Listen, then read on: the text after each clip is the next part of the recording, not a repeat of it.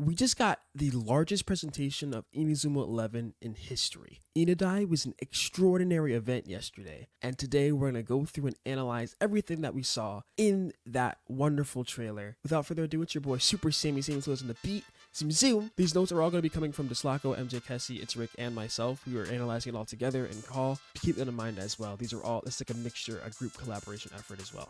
So the first thing that we're going to talk about is the actual introduction. Hino comes on screen and is like, yo, it's Hino, level 5. And he's basically like, yo, story mode. It's going to be 80 to 100 hours for story and chronicle mode together.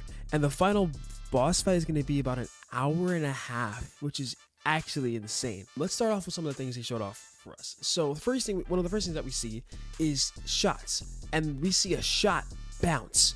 Yes, so they have shot bounces, curved shots, and of course normal shots as well, and you can set those within your Abby learn board, which we also will be talking about later today as well. Also, the catch bomb is like with the actual term for the circle thing that you guys have.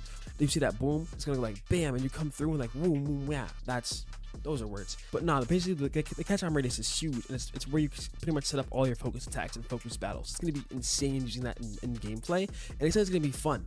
Then they also added shot sweet spots, so you can kind of edit and choose where you want to take your shot, and you'll get you get more bonus points or more attack if you shoot in the sweet spot, so that way you're not just kind of waiting around for the focus time to end, which would be very nice as far as gameplay is concerned. The other really cool thing here is surprise attack time. If you rush a keeper just as the forward, no defenders in line, you can trigger a focus battle and then do a surprise attack, and you can get a lot of power. Like the Tez Cat did it and got like 300 plus power. He went from 500 to 800 power on his kick. Like, what? That's crazy. They also got rid of different modes such as landscape and tablet modes, like the ones they are making for Switch. It also looks like they got rid of some form of commander mode. Don't quote me on that one. They also added a brand new mouse mode, so you can use your mouse, or even better on Switch 2, your Switch 2 Joy-Cons, and actually play mouse mode, bro. This is gonna be like, this is gonna be so cool, dude. I'm so excited to try it out. I might do a video where I just play mouse mode. They're also gonna be adding it to PS5 as well in an update. Now, as far as story stuff, actually into the story mode stuff, one of the main things we're gonna be talking about is training. So the training looks really fun. They have the tire mini game. We have Alex catching the ball, mini games and stuff like that. We're gonna the stairs and all that stuff. And the mini games look like they're gonna be a lot of fun as far as the training goes, because as we know, it's gonna be part of the story. So when we see Destin like talking to Haru in those meetings, like, okay, we're fighting Eastwind today, you know what I'm saying? And you have those meetings. These trainings are part of those things. So we probably have the meetings, then we'll do our training, and then have the match, which will be a really fun gameplay fun. I'm looking forward to seeing how that works. And we also have to do them to progress in the story, which is really cool. And also, if you guys do eat food, like at the ramen shop, for example, before doing your training, then you'll get buffs on all your stats, which is awesome. Another really cool thing is for the players that you're going to be choosing. So, you know, those 5 scalable players, I'm of course choosing Lycus Foxworth. He's the best one, don't at me. These players will pretty much give an enhanced story experience for you as the player, where you'll be able to literally have different interactions with them, and they'll kind of change the vibe of your team no matter which ones you choose, which is really cool. And I was also I was analyzing some of the menu parts and stuff like that, and at the end you see like there's multiple tabs for the story. So there's Restory, which is pretty much New Game Plus, right? So it's like, so we have the regular story mode, Restory, which is New Game Plus, and Hino recommends that we use new scouts in this one, so that would be a different experience than we did in the main story. And also with New Game Plus, we'll have like all of our players at the levels they are, so they would just carry over into the Restory as you play through the story. And also they have Extend mode. Now, my theory for Extend mode is going to be a mixture of things. It's obviously going to be a post-game thing, but either Extend Zone. I mean, why am I saying Extend Zone? It's Extend mode. I'm dumb. I'm thinking of the move, bro. Hit him with that Extend Zone. I'm thinking that it could either be like, you know, like your typical chaos match, or FFI, you know, DLC for FFI, if they do plan to release DLC for the game, maybe something like that. But I'm also thinking, from what I've seen and me and the boys have discussed, maybe, just maybe, we'll get to play Raimon's perspective. Hear me out on this one, right? There's a clip much later, like towards the end of the entire program, and pretty much it's like, yo, Haru, and you get to play as Haru, bro. It looks so sick. And I want to see if, like, I wonder if, like, we'll be able to play as Raimon and see Raimon's perspective through the story and get new teams, new vibes, and see what that whole side looks like on Raimon's perspective and play from their perspective. That would be really cool. Also, they have a new map updated as well, so that the map's easier to navigate. Now, moving on to Chronicle mode. So Chronicle mode has a lot of stuff, a lot of moving parts. Where again, at launch, we'll be having the original Mark Evans story, season 1, 2, and 3, along with Go season 1 and Chronostones as well from launch. They said they're working on implementing Denball Senki in the movie, the W movie, you know that one.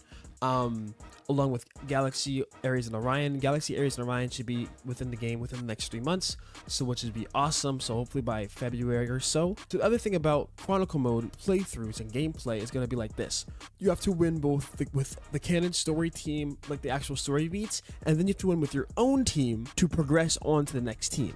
And of course, this is where my favorite team, Merry Times, was shown in the game, which is absolutely stellar and amazing. I'm just happy that they're in the game.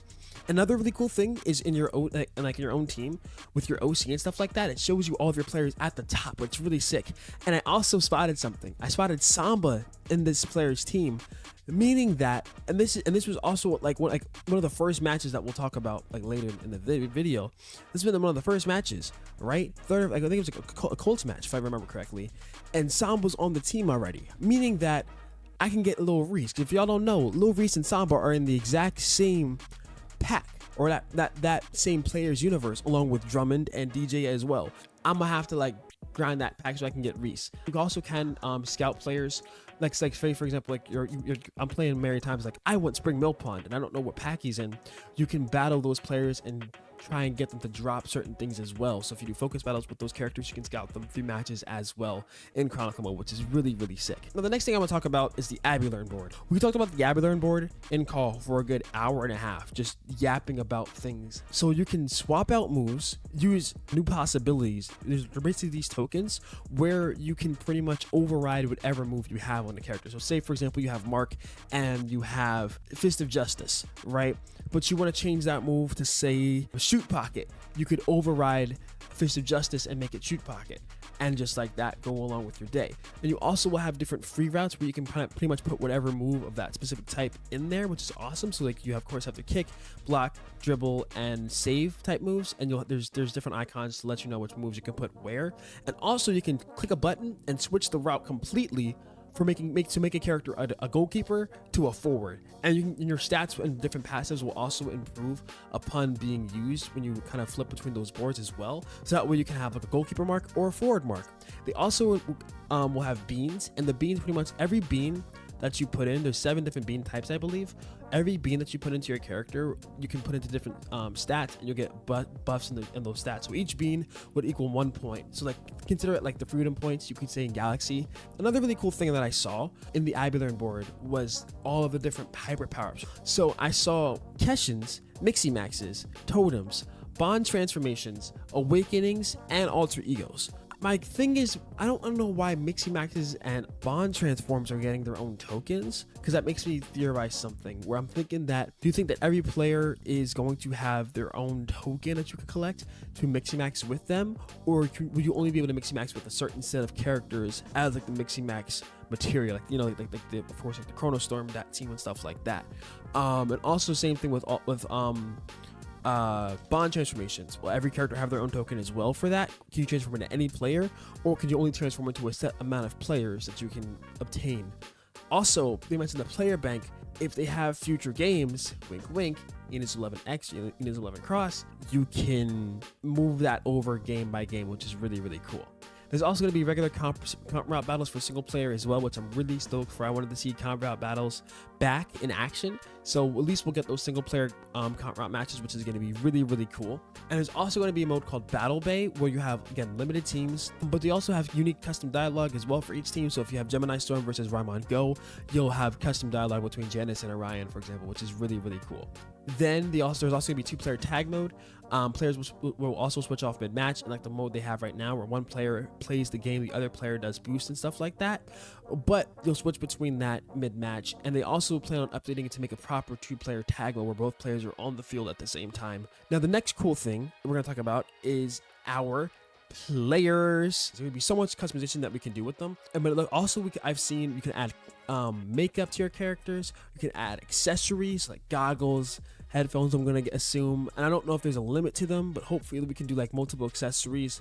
And then you can also do uniform modifications, like having your shirt tied up or having your sleeves rolled up, which I'll be doing, or having your collar popped. And I hope we can stack these different accessories or accessory types or uniform types on our player and aren't limited to just one. If I can pop my collar and roll my sleeves up and put on goggles, bro, I'll be happy with that. Now, the one thing that Hino also recommended us to do is to play the story mode first, because once you play story mode, all your story players that you got in the story will come over to Chronicle mode, so you can use them in Chronicle mode as well. So that's another thing to keep in mind. So if you want to play like characters like Rika or Kisoji in Chronicle mode, you'd have to complete the story first. Another really cool thing, and they show some console specs as well on what each console is going to look like. No pay to win. No pay to win. It's gonna be great. No microtransactions, nothing like that.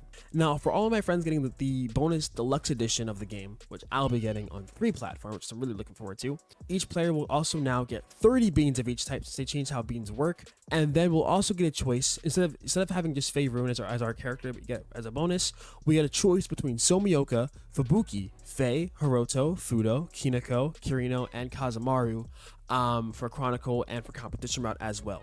I'll probably be choosing Somioka, or I'll be choosing Kirino, because they're my favorite ones out of the ones that they've shown us. And I also like Hiroto as well, but I'm going to be probably choosing one of those two, which is going to be awesome. And they also showed some other like just basic news as well for Inazuma. The manga panels. Oh my gosh, we're getting a manga for Victor Row. It's going to be so far. I'm looking for it. It looks so good from what they're drafting up so far. And they also showed off the music video as well. The music is amazing for this game. Absolutely stellar. I'm looking forward to seeing what's gonna be like in the experience. The music video was absolutely stellar, and I'm loving every bit of it. Now, one of the biggest things that Level 5 has introduced to us is Inago, which is a full player database and a team builder that will be dropping today. Yeah, it's gonna be really, this website's gonna be super sick, dude. I'm so super excited for it. For Inago, we'll have full player database. We'll be able to see the like players' stats, moves, and also even see how we can even get them in the game as well. They'll all be like sorted by team, all kind of pretty much the same way they'll be sorted in the player bank. I'm super excited to see how this is gonna look and get to play around with this tool later today. It's gonna be super excited. And also there's gonna be a live stream broadcast 4 hours before the game drops. And also for any of my fellow content creators that do want to watch this and maybe make videos and stream it, they don't want us to stream the first 2 hours of that stream. Only the second 2 hours will be allowed. Now that we got a lot of the initial things out of the way, it is time for the arguably best part of this entire broadcast. The trailers of the games, bro. Oh my gosh, we have a story mode trailer to go through and Chronicle mode trailer to go through, and we're just gonna speed through this stuff. I'll make more videos to talk about these things in the future, but let's just get into this, right? So story trailer, they show us our complete 11, right? Well, not our complete 11, but they show us our players, right? Main Alsop cannot chop the ball for the life of him. Oh my gosh, but I kind of love him, though. He's kind of funny. But you can pretty much do whatever you want with your players. They'll have set positions, I think, but you can also make them whatever positions you want with the Avalanche board, which is really sick. And then we see the girls team, Meiron Academy. Their team looks really sick. And also we see Sakurazaki's bounce shot in action as well. Another thing I also noticed is that these different shots, the bounce shot and like Rika's like curve shot, will also be available as moves you can place to your characters to Abulearn. They're not just like a thing every player would have. You could have these things like, okay, bounce shot, I'm going to put this in instead of Spring Thunder, which I don't know why you would do that, but it's a thing you could do, which is really cool. Now, the biggest thing they just announced, Kazi, right? Oh yeah, Rama's got a helicopter now. And then the Football Frontier. Oh my goodness, bro. The Football Frontier. The Football Frontier, dog. It is here. And bro, look at all the teams. Half of these teams are new teams and we have no clue what they are, what they're going to even offer, which is insane. But for the teams that we recognize and can at least infer from what we're seeing, I'm just going to run through the names real quick. We have Royal, we have Alpine, Nagamahara, Eastwind, West Manor, and then we see Haru and Darien on West Manor's team. A couple seconds later in the trailer, there's another team called Kyomei Arashiyama, and they have Keshins, bro. Keshins, dog. Bro, they out here pull out. They're like, yeah, bro, I got the Keshin on me. You know what I'm saying? I'm armed up with it. You know what I'm saying? Like, you know, we about to. Yeah. What? Anyways, there was a whole thing with Kisoji, and he's like, "Yo, bro, help! Someone, like, I don't know what's going on, bro. Help me, bro." He's like stressing. He's like crashing out, bro. Cause I remember Kisoji was having like a thing where he went to an old school. He left that school because of whatever happened, and maybe this is his old school. That's what I'm thinking. And then he'll awaken his own Keshin, which is gonna be crazy, right? And they look so cool. And we see this part where like they both go crazy with their Keshins and they might fuse. Like magic, bro, another fusion. But more of Keshin fused would be so cool. I'd love that. Then we see Royal Academy, and I just gotta say this one thing. Their captain is so sick. He's one of my favorite players. He might be my favorite player that they've revealed so far for Victory Road. Like their captain for Royal, he just emits aura. Like look at this man, bro. Look at this man. And I'm wondering what position he's gonna be. We've seen him with a defense hissatsu, a dribble hissatsu, and he's wearing the number 10 on his back, meaning he's the ace striker. He better be a defender, bro. We'll also get to see Alice commanding Royal Academy as well, and we'll see how Alice and Unmei's reactions are gonna look like. It's gonna be super cool. And then they come out of nowhere and say, "Cade, yo, Mixie Maxes," and then Kato shows up out of nowhere. At least his voice and his shoes do, and they have Mixie Maxes now, bro. Like what? And I want to know how this is gonna work, bro. It's just they're just showing us things. Boom! It's like boom after boom after boom after boom after boom, bro. It's insane. And then we start seeing moves, right? We see the fortress come out of the ground. It's crazy. Then Addison and Darian get into a fight.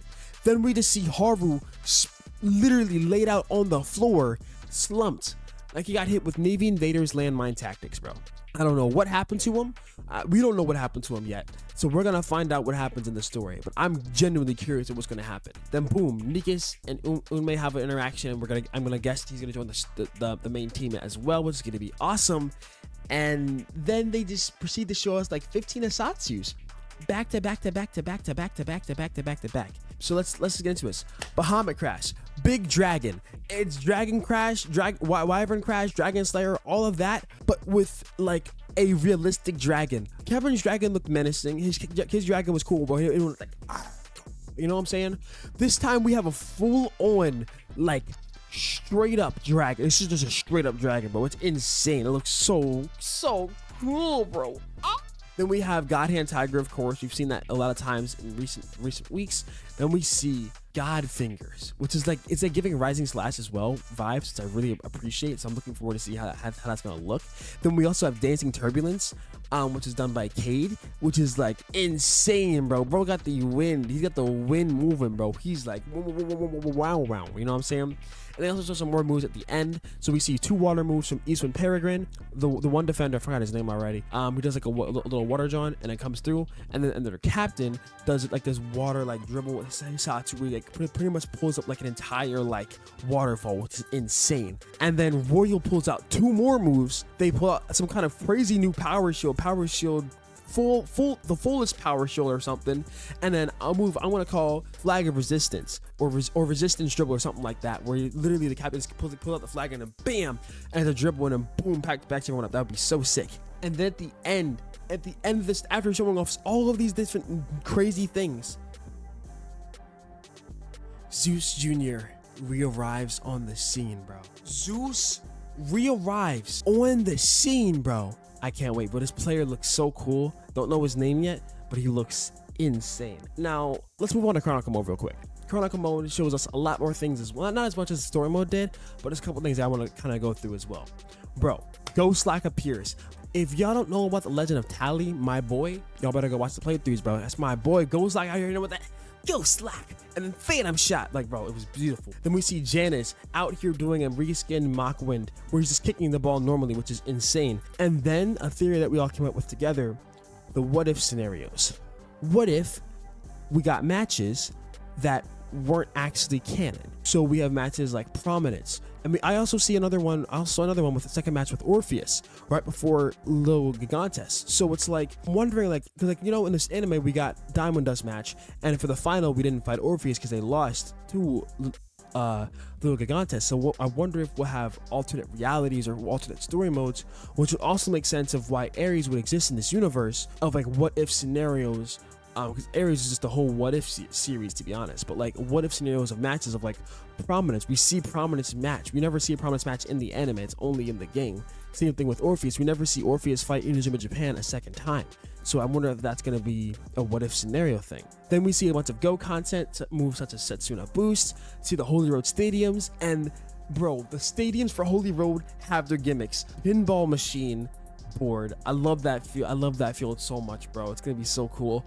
Other the water stadium where you fight Kirkwood, bro. Oh my gosh. And they're also gonna have reproduced music, which is gonna be awesome. They're basically making all the tracks again, but from the ground up again, which is gonna be amazing. And then pack openings, guys. We see big boy Jack Wallside, and then my boy Saru looking fresh. And I was thinking, like, when you look at these packs, if you look at the packs closely, you'll see that some players are just there, and the rest of them have like this eggshell around them. And I'm guessing what you have to do is you have to hatch these players, if you will.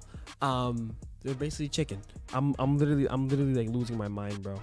So pretty much what I'm thinking is that when these eggs hatch, you'll be able to get your players from whatever level they are. So like you can either have a normal player, like when you pull these packs, you'll get players of different rarities, whether it's normal, top player, growing player, legendary player, and stuff like that. And when I guess the meta move is going to be pull for the legendary player, so that way you don't have to level up, so that way you don't have to like train them up from growing to normal and all that stuff, from normal player to growing and all that stuff. Whereas you can just pull a legendary player and then go right in and just have everything that you would need for that top player. If you just want a player and you don't mind like feeding them spirits and stuff like that, we can get them and hatch them at the lowest level you could get, like normal player, but you could probably do it there. Then again, my team Pirates Cove shows up because they're beautiful and amazing, and I was just happy to see my boys come out. Then we see another really crazy set of moves. So we see Crossfire, Sword of the King, Fire Rooster, Heaven's Time, God Hand X, Sunshine Force, Rejoice for the Country, Inabakari Dash, the Wolf Totem Shot, Zero Magnum, and of course Majin the Hand. And then after all of these moves come back to back to back, and all this information we see in this trailer today, he appears. I knew you'd say that. The boy himself, Future Zanark popped on the scene. Everyone collectively in the world at this moment lost their minds when adult Zanark, pulled up in his drip and said, "Yeah, I knew you'd say that." It was it's so cool, man. I cannot wait to use this, bro. Oh my gosh, I can't wait to see what he's gonna do in the story, bro. There's also gonna be again updates after release, you know, keys on the board, all that stuff. Or not keys on the board, the advent calendar. That's like the overview of everything, guys. This game is gonna be legendary and generational. I'm excited for this game, bro. We're literally like 19 days away. So I hope you guys enjoy. It's been your boy Super Sammy, Sim closing the beat, some zoom, and I will see you guys next episode. Peace. Hey, I've been, don't take it.